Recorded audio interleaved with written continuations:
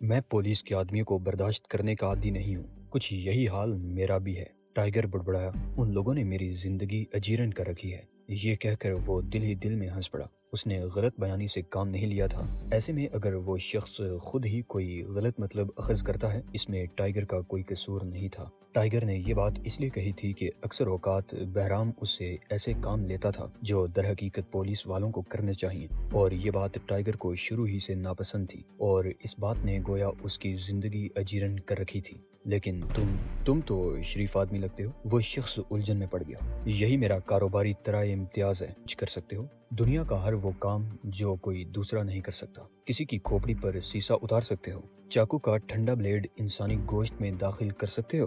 بھیانک چہرے والے نے تجسس سے پوچھا۔ معقول معاوضے پر تم مجھ سے ہر کام کی توقع کر سکتے ہو؟ کوئی خاص کارنامہ جو تمہیں متعارف کرا سکے؟ ٹائیگر نے جواباً اس مخبر کا نام لے دیا جسے ایلمو نے کھوپڑی توڑ کر ہلاک کیا تھا۔ یہ سن کر وہ شخص قدرے متاثر نظر آنے لگا، لیکن جلد ہی اس کی آنکھوں سے شبہ جھلکنے لگا۔ اگلے لمحے وہ مسکرا رہا تھا، انداز سے بے یقینی مترشح تھی۔ بیٹھ جاؤ، بیٹھ جاؤ، ٹائیگر نے کہا، میں تمہیں یقین دلاتا ہوں۔ وہ شخص بیٹھ گیا۔ ٹائیگر نے سامنے پڑی ہوئی بوتل اپنے ہاتھ میں لے لی۔ اس نے دونوں ہاتھوں سے بوتل کو مروڑا اور اس کے ٹکڑے میز کے ٹاپ پر پھینک دیے۔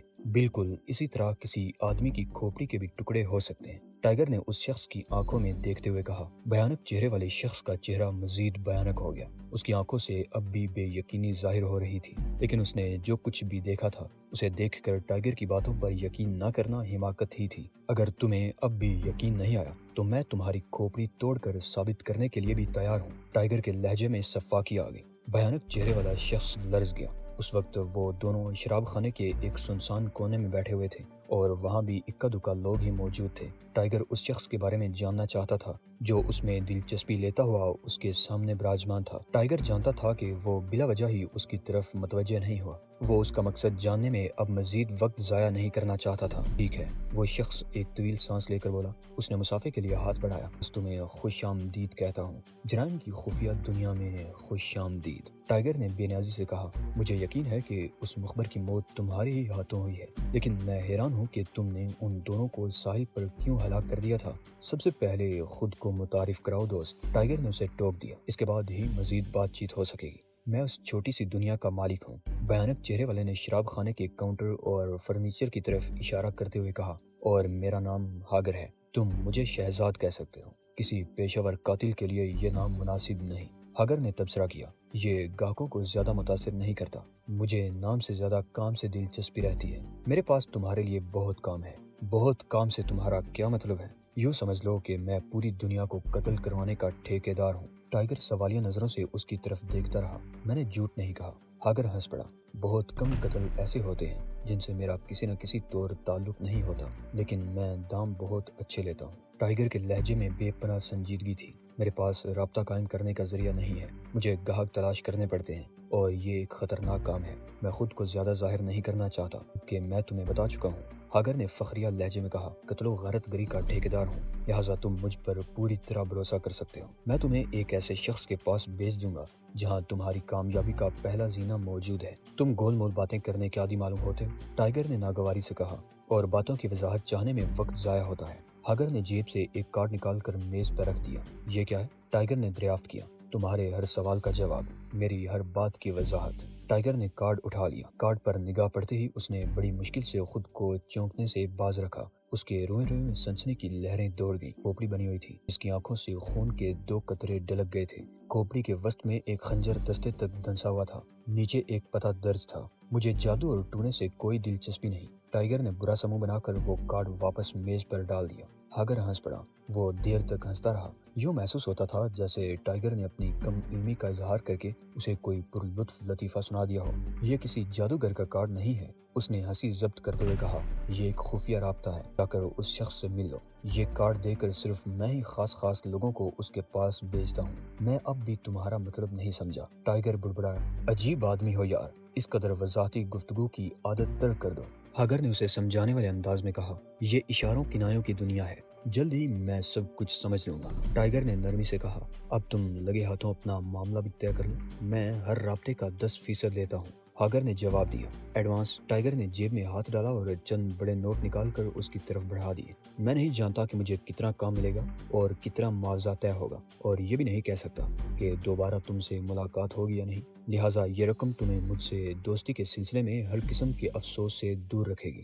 ہاگر نے وہ رقم لے لی۔ نوٹوں پر نگاہ پڑتے ہی اس کی آنکھوں میں بے پناہ چمک پیدا ہو گئی۔ ٹائیگر کو اندازہ ہو چکا تھا کہ یہ شخص دولت کے لیے اپنی ماں کو بھی قتل کر سکتا ہے۔ اسے اس شخص سے بے پناہ نفرت محسوس ہونے لگی۔ اس کے دائیں ہاتھ کی انگلیاں بے چینی ظاہر کر رہی تھیں۔ اگر وہ جلدی خود پر قابو نہ پا لیتا تو یہ بے قرار انگلیاں ہاگر کو جہنم رسید بھی کر سکتی تھیں، لیکن بلا وجہ کی خوریزی ٹائیگر کی سرشت میں شامل نہیں تھی۔ وہ صرف احکامات کی بجاوری میں ناگزیر حالات میں ہی قتل کرتا تھا۔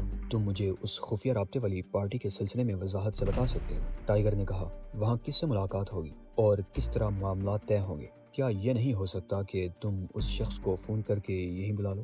ہاگر ہنس پڑا۔ نہیں، ان میں سے کوئی یہاں نہیں آئے گا، وہ بہت مصروف لوگ ہیں۔ یہ کہتے ہوئے اس کے انداز میں مضحکہ اڑانے جیسا تاثر پیدا ہو گیا۔ یہ ایک سائنٹیفک طریقہ کار ہے، جبکہ تم اندھا دھند کام کرنے کے عادی ہو۔ ٹائیگر اس انداز میں اس کی طرف دیکھنے لگا جیسے بات سمجھ میں نہ آئی ہو۔ یہ ایک خفیہ اشاعتی ادارے کا پتہ ہے۔ اوہ! ٹائیگر کے ہونٹ سکڑ گئے۔ جن لوگوں کو کسی کا صفایا کرنا مقصود ہوتا ہے وہ اشتہار دیتے ہیں اور اس طرح کام کرنے والا ان سے رابطہ قائم کر لیتا ہے۔ یہ سب کچھ اس اشاعتی ادارے کی معرفت عمل میں آتا ہے، سمجھ گئے نا؟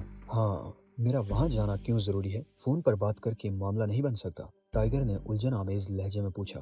وہ یہ ظاہر کرنے کی کوشش کر رہا تھا جیسے خود کو کسی جال میں پھنسنے سے بچانا چاہتا ہو۔ میں خاص آدمیوں کو وہاں جانے کی اجازت دیتا ہوں، ہاگر نے اس انداز میں کہا جیسے وہ ٹائیگر کی 7 پشتوں پر احسان کر رہا ہو۔ اس طرح تمہیں اس ادارے کی خصوصی توجہ حاصل ہو جائے گی اور تمہیں بہت سے خاص قسم کے کام بھی ملیں گے۔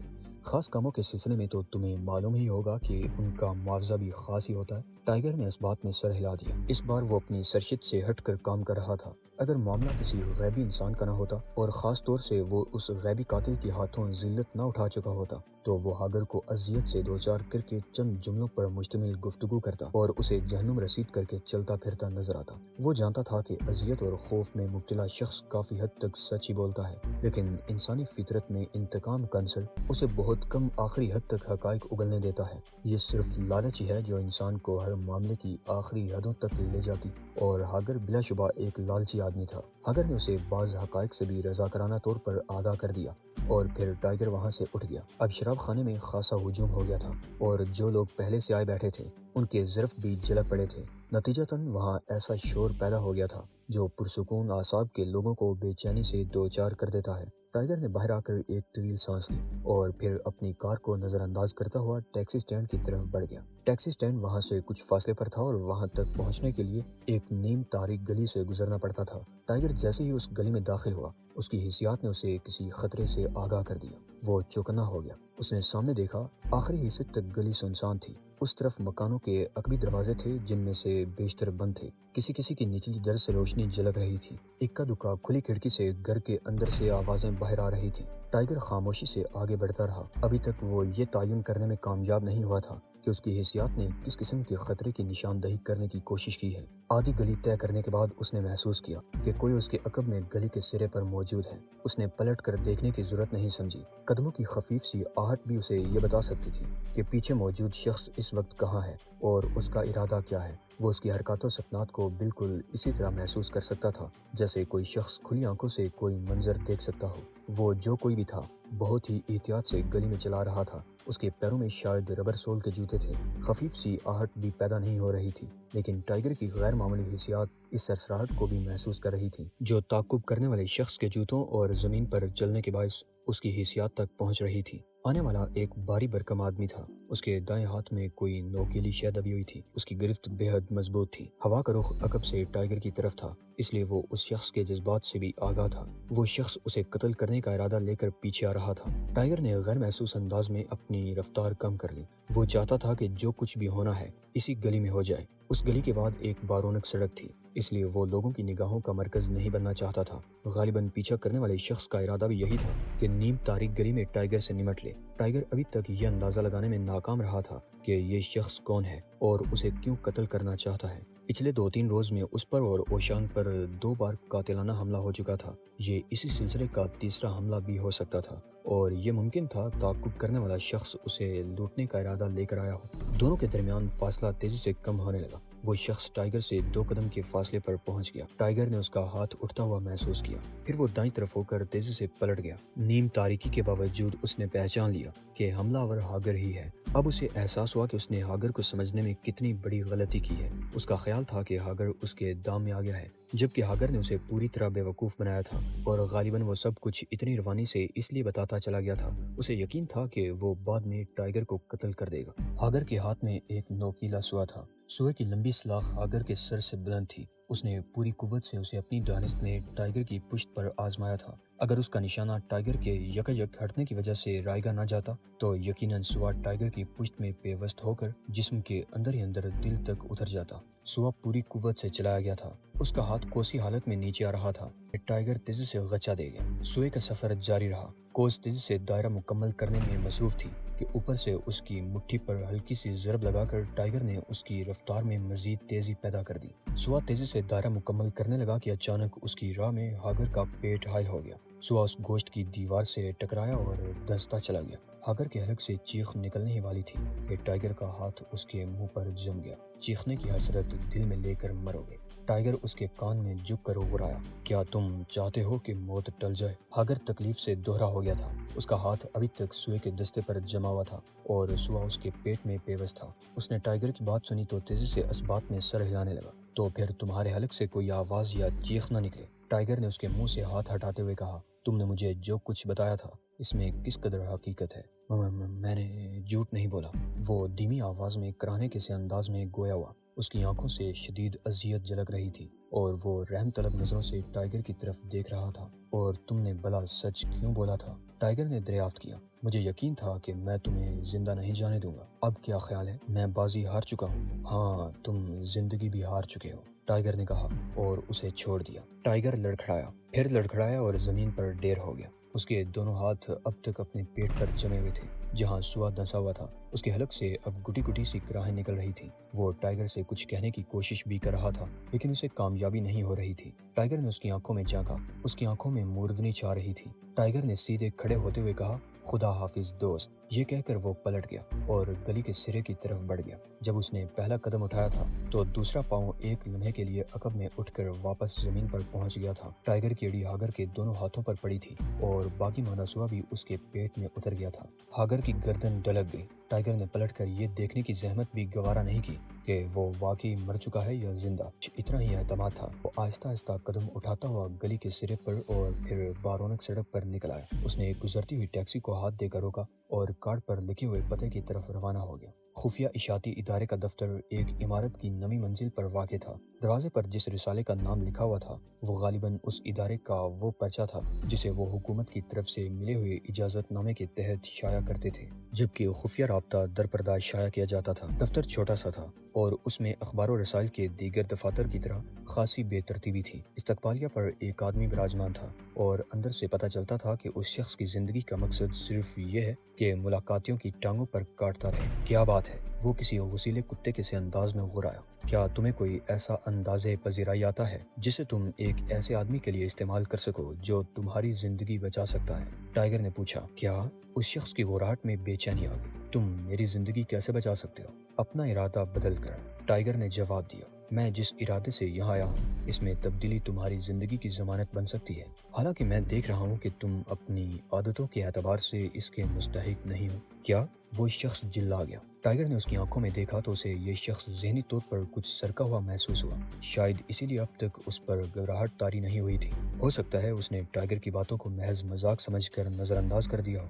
میں تمہارا ریکارڈ چیک کرنا چاہتا ہوں، ٹائیگر نے کہا۔ وہ کس سلسلے میں؟ میں تمہارے چند گاہکوں کے نام اور پتے معلوم کرنا چاہتا ہوں، ان لوگوں کے جنہوں نے حال ہی میں خفیہ رابطے میں اشتہار شائع کرائے ہیں اور ان لوگوں کے بھی جنہوں نے جواباً رابطہ قائم کیا ہے۔ خفیہ رابطہ؟ وہ شخص بڑبڑایا۔ یہ کیا بلا ہے؟ کیا تم نے باہر ہمارے رسالے کا نام نہیں دیکھا؟ تم غلط دفتر میں آ گئے ہو۔ میں غلط دفتر میں نہیں آیا بلکہ تم ایک غلط آدمی ثابت ہو رہے ہو، ٹائیگر نے مسکرا کر کہا اور ہاگر کا دیا ہوا کارڈ نکال کر اس کے سامنے ڈال دیا۔ اگر میں تمہاری بات کا اقرار کر لوں تب بھی وہ ریکارڈ خفیہ ہے۔ استقبالیہ پر بیٹھے ہوئے شخص نے کنکھیوں سے گارڈ کی طرف دیکھا۔ اب تم جا سکتے ہو۔ جانے کی اجازت دینے کا شکریہ۔ ٹائیگر اب بھی مسکرا رہا تھا۔ لیکن میں جاؤں گا نہیں۔ اس نے ادھر ادھر نگاہ دوڑائی اور دریافت کیا، یہاں پر کتنے آدمی کام کرتے ہیں؟ تم کیوں معلوم کرنا چاہتے ہو؟